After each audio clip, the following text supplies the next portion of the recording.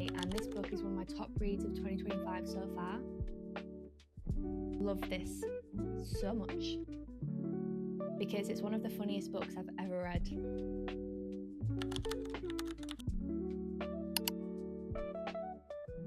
Hi everyone, welcome back to another video. In this week's video we're going to be doing my May, June and July reading wrap up. I didn't read too many books over the course of those 3 months.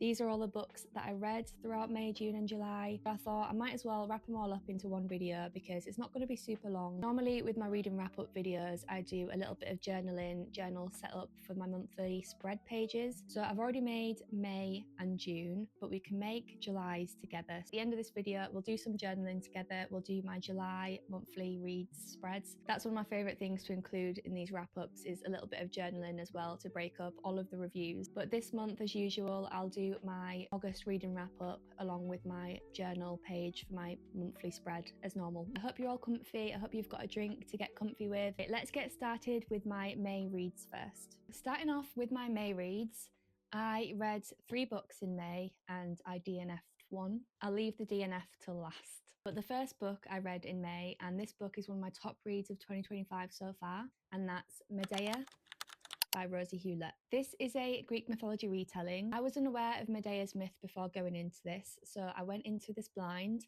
and I'm kind of glad that I did. Medea is a girl that possesses a special gift, and because of that gift, she is abused and she's used as a weapon. And because of all of that, Medea is basically just left feeling so desperate for freedom and connection.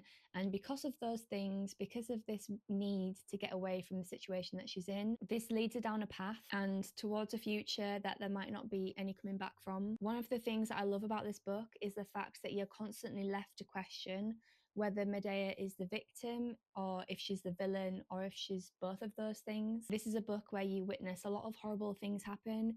You witness gaslighting, you witness manipulation and abuse, and frustratingly as a reader, you have to sit and read this and just witness it all happening in silence. And with the events that happen in this book, the way that I physically wanted to shout at the pages, I've never had a book that has created such a visceral reaction in me before. She is shaped by all of this trauma and betrayal, and you can just sense it all simmering away and you're just waiting for it to all explode. This book immerses you in her pain, it immerses you in her revenge, it immerses you in her choices and whether those choices are good or bad. With the choices that she makes in this book towards the end of it, you're just like so shocked.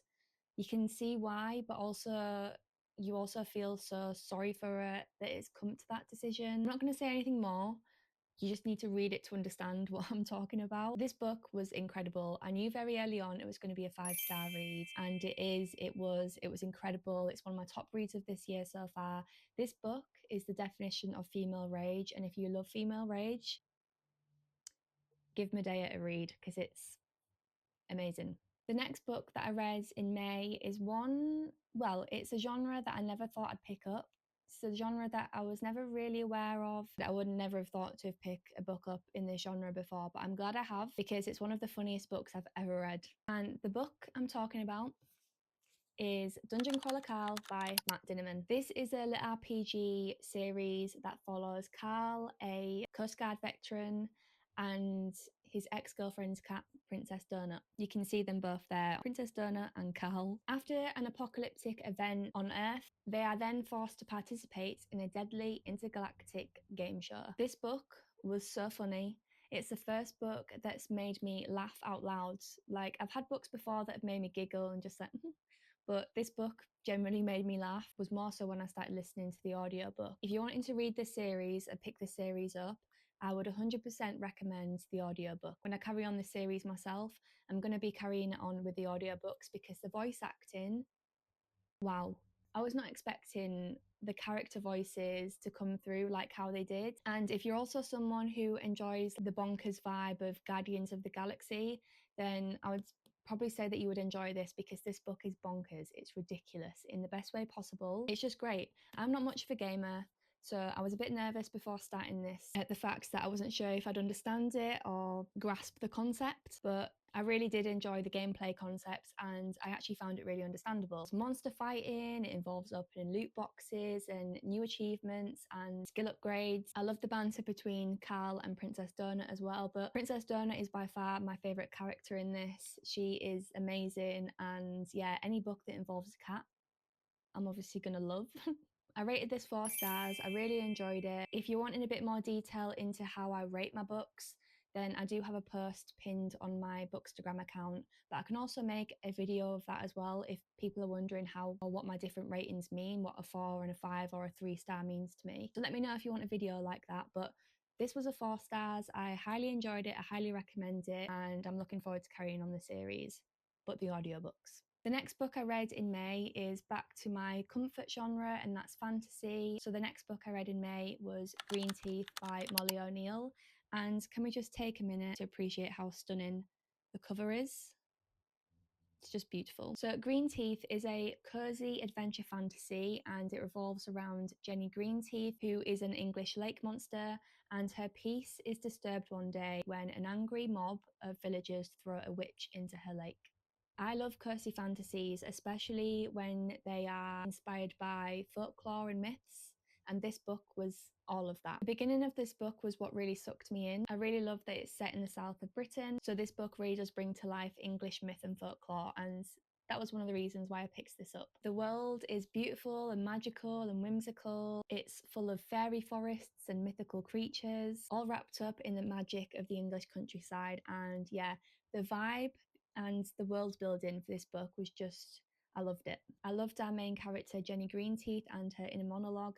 I just thought she was so innocent and funny, and I'd be quite happy reading a whole book that was just about Jenny in her lake. You just feel like you're immersed and transported to this dark, damp cave full of different like lake plants and little fish, and yeah, I just loved it. Aside from all of those things, the beginning of this book was definitely a strong point.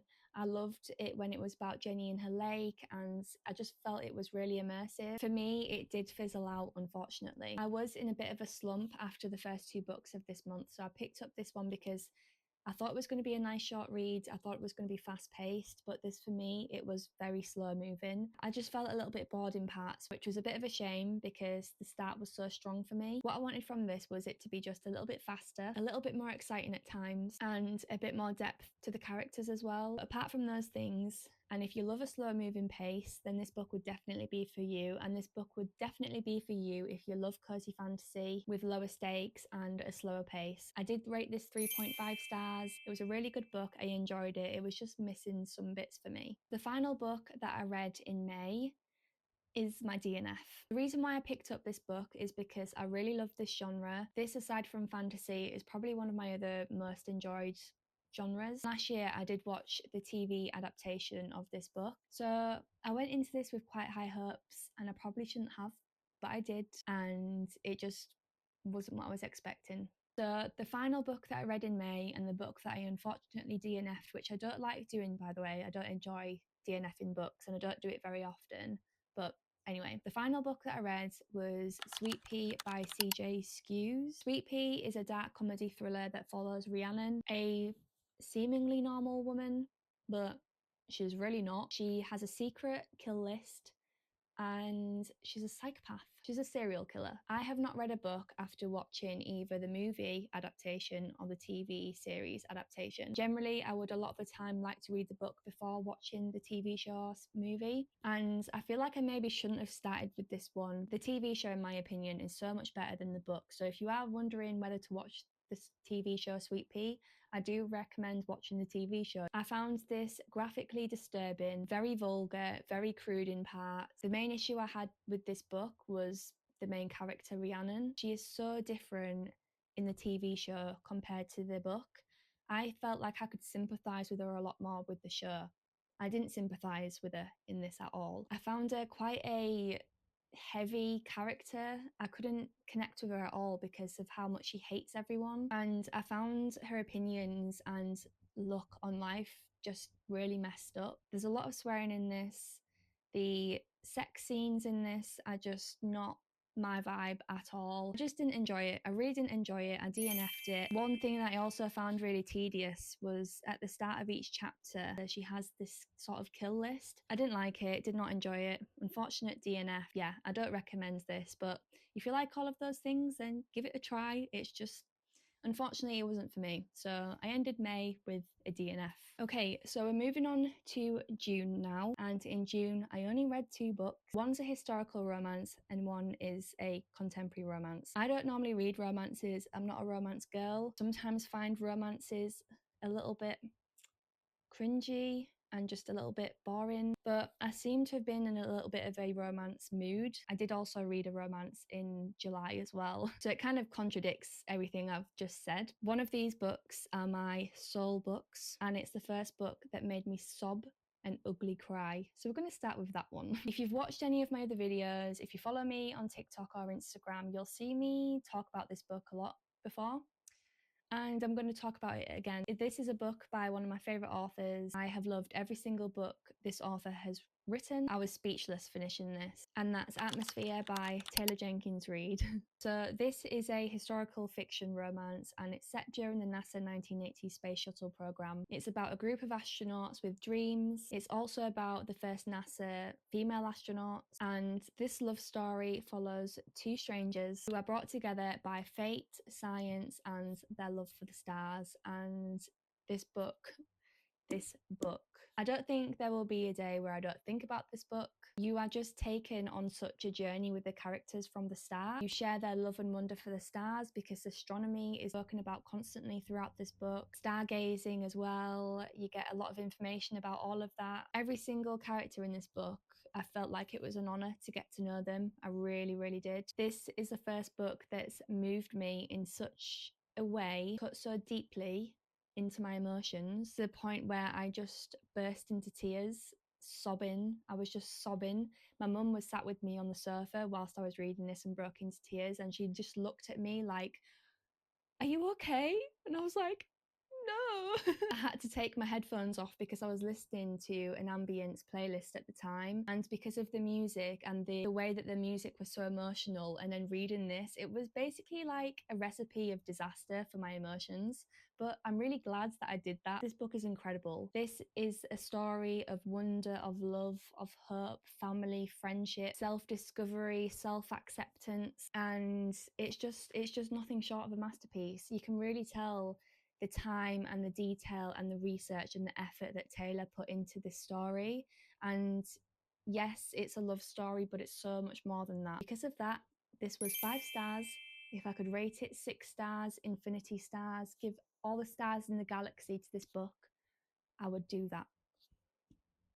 If you haven't read Atmosphere by Taylor Jenkins Reid, just read it for me. It's amazing, and it will not disappoint you. I'd be very surprised if it disappointed you. My second and last read of June was Great Big Beautiful Life by Emily Henry. And look how cute these pink edges are. This is the edition that Asda did, so it's Asda's Tickled Pink books. This is a little bit more information on what Asda Tickled Pink books are. 45p from the sale of these books will be donated to Tickled Pink, and it's a breast cancer charity. There's also a little bit of information on there as well. Yeah, I was really pleasantly surprised to see this, and I do love it when I see things like that in books. Yeah, that's why this book has pink edges. Great Big Beautiful Life by Emily Henry is a romance novel. It follows a writer called Alice and a journalist, Hayden, as they compete to write the biography of a woman that's not been seen for years. And that woman is called Margaret Ives. She's a tragic heiress. She's a tabloid princess, or was a tabloid princess, and she is the daughter of one of the most scandalous families of the 20th century. Because of that premise, that's why I was really intrigued by this book,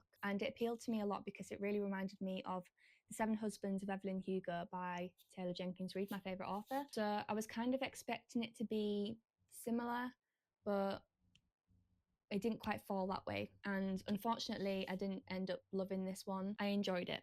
I just didn't love it. I did like the main character, Alice. I thought she was lovely and bubbly, and she was definitely super likable, but I just didn't really connect to her. The MMC, Hayden, was okay too. I didn't really like him at the start, but he grew on me as the story went on, and I did actually feel that his character development was better than Alice's. When it comes to romance in books, Like fantasy books, I do still prefer a plot. I prefer the romance to be a subplot, which is why I really love Rachel Gillig's books, because all of the romance in her books are subplots. And the romance in this was a subplot, but I really, really struggled with the relationship in this. I just felt like it was really lusty, and I don't like lusty romances. I just wasn't bothered by it. I wasn't rooting for them. I didn't really care for it, to be honest. The plot was what kept me engaged, which is what I expected this to do. I wanted to find out more, and I love it when books do that because I'm nosy. I want to find out things. So I was really interested to find out things about Margaret's life, but I just never felt satisfied. And the way that the premise mentioned that Margaret was from one of the most scandalous families in the 20th century, I was like, oh my God, there's going to be some juicy bits in this. But I was just waiting for more scandal. So that's why I felt a little bit unsatisfied. And the plot twist at the end was cool, but again, I just wasn't blown away by it. So yeah, this is my second Emily Henry book now. I just want to enjoy her books. Because I've read Taylor Jenkins' books or most of her books now, I'm kind of just wanting to find someone else that's like Taylor, that writes like Taylor. So that's why I've been picking up Emily Henry, but I'm just not vibing with her books. There's just something about them, I just can't get into them, unfortunately. I thought it was a good book, but it was just missing things. It wasn't what I was expecting or was kind of hoping it to be. So I rated this 3 out of 5 stars. We are now on to July, my final month of reviews. So the first book I read in July kind of follows on with my little romance mood that I was in, One Golden Summer by Carly Fortune. This is a romance novel and it's set during summer, so it was perfect to read in July. This is my first Carly Fortune book that I've read. A lot of people say that there is a book before this. I think it's called Every Summer After, I think. And people say that you should read that one before this one, but I didn't. And I didn't feel like I needed to or should have whilst reading this. One thing that I loved about this book was the main character Alice and her relationship with her nana, because I am incredibly close to my nana and I have been since I came into this world. She is my best friend and rock in life, and so I really resonated with Alice's relationship with her nan as well. Like Alice, my nana also taught me how to draw. She was the one who got me into studying art and taking photographs and painting and all of that sort of thing. So yeah, reading the start of this book felt like, oh, it's like reading about me and my nana right now. But yeah, I just loved the summer setting of this. It's that nostalgic kind of summer sort of scene that you'd expect from a book like this. So I really did enjoy that. And weirdly enough, sometimes the chapters of these books include dates. And weirdly enough, I was reading these chapters on the same day it was in real life. That felt a bit weird sometimes. Overall, I just thought the characters were really lovable in this. I really did like the MMC. I loved their banter and their relationship. I loved the banter. The banter was brilliant, and I thought the pacing was perfect and not rushed. I just saw a lot of myself in Alice, and I really enjoyed her character, especially the creative sides, as I've said. And yeah, the MMC was just super playful, really cheeky, and unlike Great Big Beautiful Life, with this, I actually was rooting for them. And yeah, I just enjoyed it. It was just a good book. It was a nice palate cleanser. It was a nice way to start off July. One of the other things I liked about this book, aside all of the romance, was the other quite important topics that is covered in this book, like family relationships and personal struggles, career difficulties, and most of all, finding friendships in adulthood. I did really enjoy those sorts of topics that this book covered as well. So because of that, this was a 4 out of 5 stars. I really enjoyed it. I highly recommend it. It's probably one of my favourite romances I've read because I just really enjoyed it. The next book I read in July is a thriller. This thriller is very different to the recent thriller I'd read, and this book solidifies why I really enjoy this genre. This book was also my book club's pick, so I go to a local book club monthly. It's chapter 25 and they've recently opened in my hometown, which is really exciting. So this was our first book club read. My book club read was None of This Is True by Lisa Jewell. This is about a podcaster called Alex who meets a mysterious and odd woman who insists that her life would make the perfect show. But things take a very dark turn. Things are not what they seem. These two women are born on the same day and born in the same place, and they meet by chance on their 45th birthday. What could go wrong with that? Well, reading this, it would seem a lot would go wrong with that. One of the really clever things that I liked about this was that you get both points of views. So This starts off with Josie's point of view, and then we're introduced to Alex and stuff. So at the start of this book, it was kind of like, ooh, am I supposed to like Josie? Am I supposed to like Alex? Like, whose side should I be on? That's one thing that I really enjoyed about this. This book is another example as to why I really, really enjoy the thriller genre. I love watching thriller TV shows and movies, so of course I'm going to enjoy a thriller book. I was entirely addicted to this. It was gripping, it was intriguing, mysterious, suspenseful. It was really dark and twisty, and what could you want? What more could you want with a thriller? This book is like one of those books where you're given a little bit of information and then you're like, wait, what? I need to find out what that is. What do you mean? Like, I need to carry on reading to find out what happens. So you're constantly left suspicious. You're constantly left a little bit confused, a little bit intrigued. And once you start to figure out where this might be going, Lisa just drops all these twists and turns. And then it's like, whoa, I was just starting to figure out it, and then wait, I've lost it all now. And because of that, I never wanted to put this down. But what I will say is I wasn't blown away or massively shocked. There was a lot of built up anticipation in this, but there wasn't like a mind blowing, shocking moment. I didn't really get that. So I rated this 4 out of 5 stars. But yeah, overall it was fun, it was fast paced, addictive. If you love thrillers, I really do highly recommend this. Finally, the last full book that I read in July is a series that I have felt FOMO with. Even though I've watched all of the films and rewatched all of the films countless times, I feel like most people have read this series as a teenager. And because I wasn't a reader as a teenager, I grew up watching films. I feel very left out of the fandom with this book series. And I want to start off by saying I'm very glad that I have, because I loved this so much. And I feel like this series is going to be one of my favourite book series. Just putting it out there.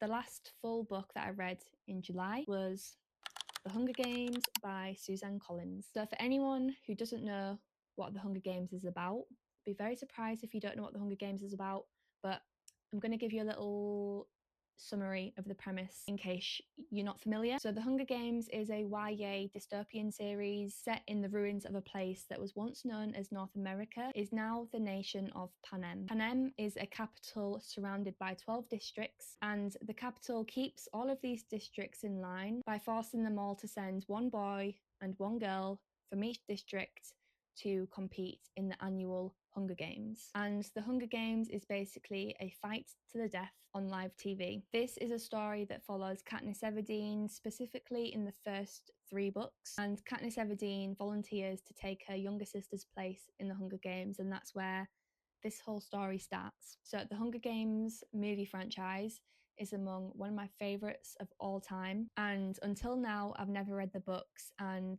this book is quite honestly perfection. I adored this, and I'm so glad I've started reading the series. The pacing, the writing, the world building, and the detail that we get in these books compared to the films, amazing. This book, apart from a few minor details, is pinpoint perfect to the movies. What's left out of the films isn't important to the plot, but I really like the extra detail that we get on certain characters, on certain situations and events. Yeah, one of the things about this is that it's just so cool to read some of my favorite scenes in the movies and get more detail on them, because there are plenty of scenes that are my favorite throughout all of these films, and it's just so cool to be able to read them and read about them. And the personality of the characters from what I knew of the films was spot on as well, especially Effie. And I love Haymitch in this as well. He's a bit all over the place, but I do love Haymitch. Peter as well, the detail and how different he is in the book to the film. Not entirely different,